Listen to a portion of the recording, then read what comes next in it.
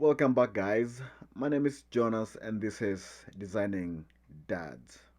And it's a channel that's dedicated to helping dads develop some skills so we can rock fatherhood. Yeah.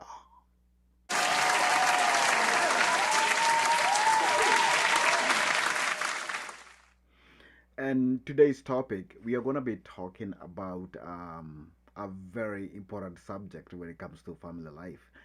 Today's topic is how do you divide time between work, kids, wife, yourself, and everything else surrounding your family? How do you do it? The reason why I want to talk about how to divide time between work, your kids, your wife, yourself, and everything else, it's because family is one of those things you don't get time off from. And whether things are not okay or when things are going well, family will always be there and needs to function. And this modern world, a lot of things affect family, economics, religion, just society as a whole, and also education. But in between all these things, family is right in there, and everything, basically the fabric of society is family. Everything surrounds families. And so sometimes it's a good idea to sit back and just say, how does this function? How do we make families function in this modern age? And so that's the topic of today. And I also want to frame this as, I'm not trying to fix the kids today. We are not trying to fix mommy today. We are not trying to fix daddy today. This is one topic I want to talk about next time, family life and how to fix things. But today I want to frame this as, what do you have in place to make your family function? So, daddy, let's do this, daddy. So, the universe says that you need to find what your priorities are. And once you know what they are, you want to figure out how you're going to solve them.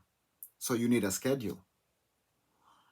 And the reason why you need a schedule is because you do not want to get overwhelmed by what you have to work on. So a schedule gives you the time to be able to deal with whatever the issue is, and you can be moving forward. So give yourself time. Every priority, give it the time it needs to be sorted out so that when you put it on the schedule, then it makes sense. Then the timeline kind of works with what, then you know where the deadline is. And this can be weekly, bi weekly, monthly, quarterly, every 6 months, yearly, depending on what the priority is and how you set it up. Like I said, don't get yourself overwhelmed by your priorities. So you want to pick at least, I would say, five priorities that you have and then work on those. Because everything is important around the house. Everything is absolutely important. But if you were to list down everything, then you're stopping yourself from doing what you're supposed to do. So pick five, pick something that's a number that's manageable that you can actually work through. And then let's talk about the schedule. For the schedule, you know what? The best way to do this, you get a calendar, a physical calendar right from the store. Put it somewhere on the on the wall or on the somewhere where it's actually visible for everybody to see it, because the calendar actually it's for everybody.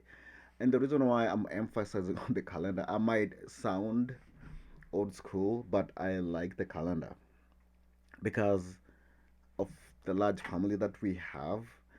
It's important that we you can see everybody's activities and when things are happening for them. It keeps good track, and so everybody's schedule is on there, from the little guy to the oldest person. So it's a nice visual, and it's easy to make changes on the calendar. Or if something comes up, then it's easy to actually add it on there, and everybody is able to see clearly. And so there's no confusion if something is getting missed, or we know priorities have been met. Everybody's needs are getting met, and it's because the calendar is right there and everybody can see it. So now, with your priorities set and your schedule also set, what you have created now is a strategy for moving forward, and that's a comfortable thing to have.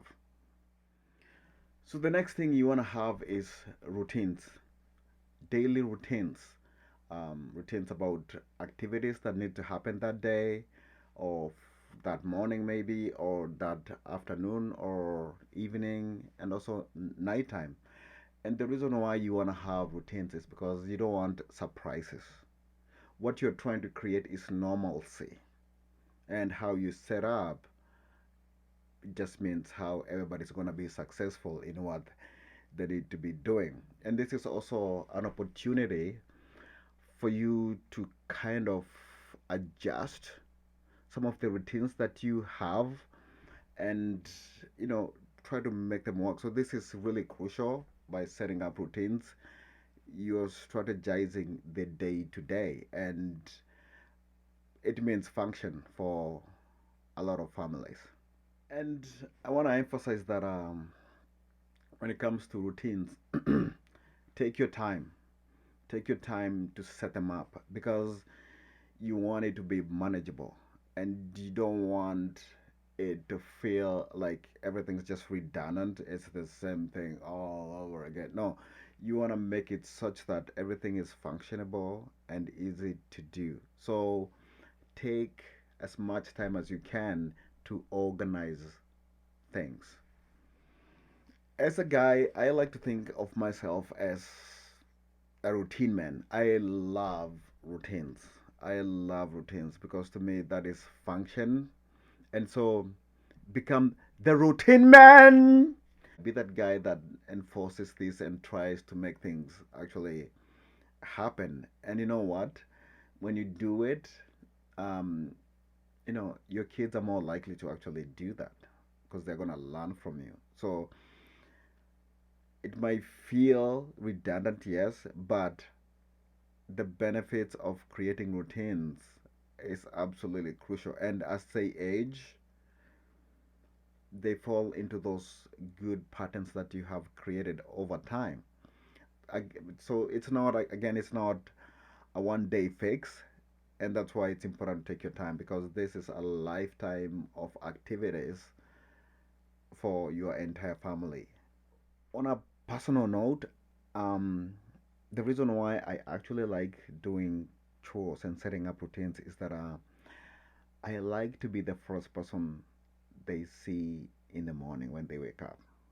To me, that's just crucial. It's as a dad, I like that part, and also it's also during the day. If they need something, they know where daddy is, or they can see daddy. But also at night, before they go to bed, I like to be the last person they see before they go to sleep. It's crucial, saying goodnight to them and kind of setting up, you know, their mind that tomorrow is another day. It's all good. Everybody go to sleep. You've done your day. So I like that part. As a dad, I think it's crucial. I think that's why people read books for little kids. It's part of that routine. So it's crucial to do that. At the end of the day, set eyes on your kids. Say goodnight. Hug them, hold them, whatever they have in their mind to say at that point. Usually, do kids do have somebody to tell you all the time. So here it takes 5 minutes to do that, and then everybody's happy.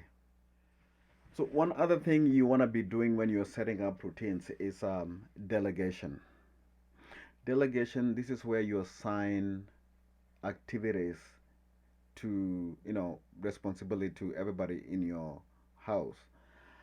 Personally, in my family, we set up according to ages because what activity you can do is based on what age you are, and we set it up such that you'll be able to accomplish what even the little ones, like our little guys, they learn how to clean after themselves. Those are like their little responsibilities. All the kids, you know 16, 17, 18, 19, those are kids who are capable of doing pretty much everything, and so they have a much broader range of things that they can do. They have a more responsible routine. So it's good to delegate. And when you're delegating, have an open discussion about it first. You don't want to deal with, oh, I thought you were supposed to do that. Oh, no, it was you. But you said this is what was going to happen. No, but yesterday in the morning, this is what you asked me. So you don't want to deal with that. That's why you want to have an open, but this is after you've established everything else, so that now this just comes into place smoothly. You don't want to sound like as if you're lording over everybody. No, that's why it's important to have an open discussion with everybody so that it's just clear, so that the responsibility, like, you know who is supposed to be doing what.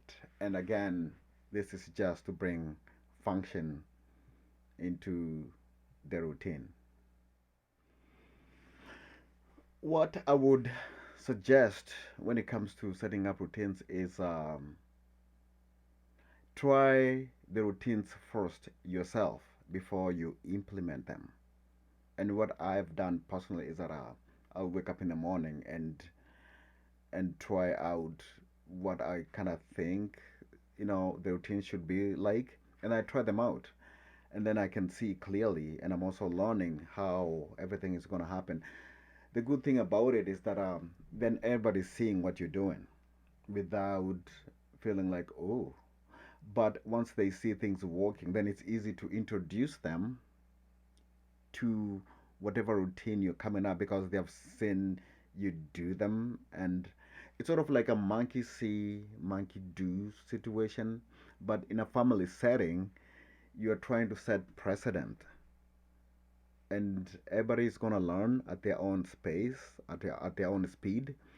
So you wanna bring everybody's strength into the routines as as comfortably as you can. So try them out yourself.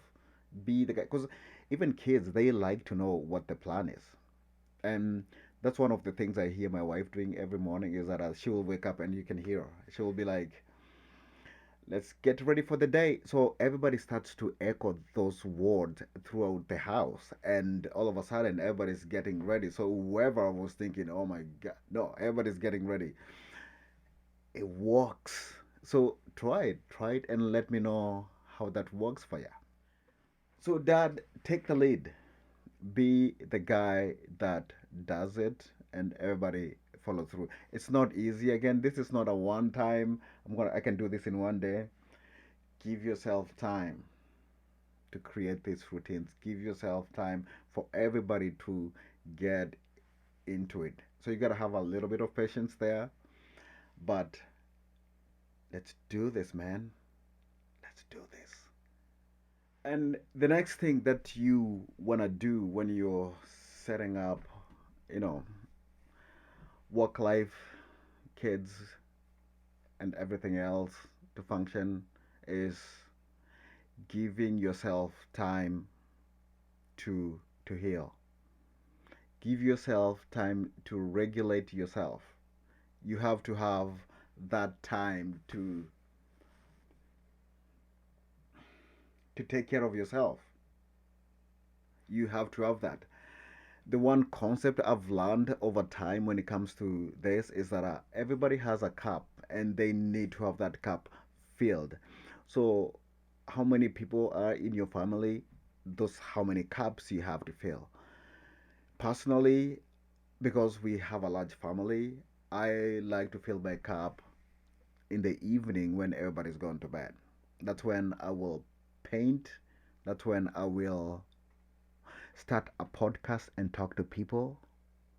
That's how I like to fill my cup. But everybody else has their cup, and the issue with the cup is that it needs to be filled up every day. So if you have a large family, then you have so many cups to fill. If you have a smaller that's how many. But making sure those cups are filled is absolutely crucial because this is what regulates you. This is why you wake up in the morning and decide, you know what, this is my day. This is what I'm going to do. This is how I'm going to reward myself at the end of the day. But this is self regulation time. So you have to take time to make sure that you self regulate because the reason why you wake up in the morning and do it all over again is because you feel good about yourself to be able to actually wake up in the morning and do it again. So take time, whatever hobby, whatever activity you like to do to fill your cup, do it. And because you have priorities, because you have routines, because you have a schedule, make sure that goes in there. Don't overlook it. That's why people get grumpy. That's why people get to feel like they're not fulfilled at all because their cup is maybe half empty, half full, half empty, half full. You want to minimize that. So at the end of the day, when everybody's now ready to go to sleep, if something was missing, you want to point that out too. You want to, if it's something that can be put in a schedule another different time, then do it. So it's important that everybody has that downtime to self-regulate. So one other thing you want to make sure that you have is you want to give yourself a window for trial and error because not everything you plan or put in a schedule is going to work 100% all the time. So you always want to give yourself that window where you're trying things out, you're changing things out a little bit so that at the end of the day everything functions. So make sure you give yourself that window. If something failed, you can always try a different way. So remember, your life is streaming every day, and you need to be able to function. So give yourself time to learn. Give yourself that window so that you're able to go back and to even review how successful whatever routine you set up went. One suggestion I would want to tell dads or parents as a whole is that if you have kids, you have teenagers, and they have technology, try to be in control of those items. And I mean, you don't have to know everything that they're doing on their phones or whatever, computers, but the time they spend on technology is absolutely crucial. I've seen families get crushed because of technology and the fight between kids and parents because of technology. So this is actually very crucial. So as much as you're setting up schedules, you're setting up routines, there's how much time they're spending on technology. Make sure you actually know when they should be on technology and when they're not supposed to be on technology. And again, for everybody else, this is actually, excuse me, this is a mental, it's a mental thing. kids get hooked so quickly when it comes to technology, even parents. So how much time you spend on technology is absolutely crucial. Make sure that at some point they can be on it, and at some point they are not on it. What I have done personally for my family is create what we call a tech-free day, and our tech-free day is usually Sunday. Sunday, nobody's on technology. Everybody is interacting. Everybody is doing what we're supposed to do as a family. That's what time that time is for. And emergencies can happen too. That time you can access your phone or you can access the computer, but then you get it right back and continue on with the day. We have, and everybody knows, Sundays is a tech free day. So again, it's one of those things you need to actually communicate with your family or with your kids clearly so that it doesn't bring a lot of conflict, a lot of confusion.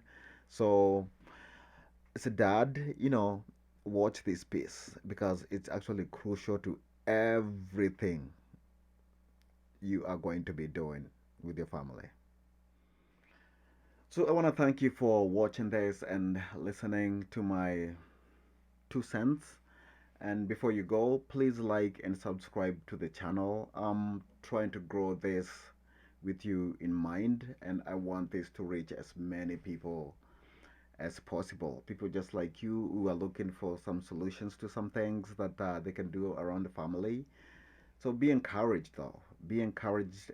Not everything stays the same. Things change, kids grow, and a lot of exciting stuff. Don't miss those moments. So please, spread the word. And daddy, you can do this. Let's do it. And as you go on your day, just remember great dads are not born, they are made. Bye bye.